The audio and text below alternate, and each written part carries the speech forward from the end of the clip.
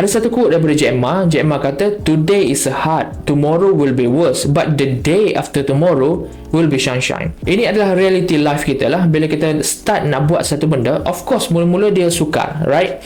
Dan hari-hari seterusnya mungkin lebih susah dan lebih challenging. Tapi percayalah, akan tiba hari-hari yang cerah untuk kita.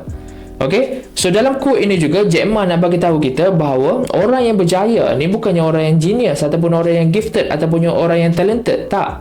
Orang yang berjaya adalah orang yang mampu bertahan di hari-hari yang gelap untuk menanti hari yang cerah. Analogi yang paling sesuai yang kita boleh bagi adalah seperti mana kita menanam pokok. Hari pertama kita tanam benih.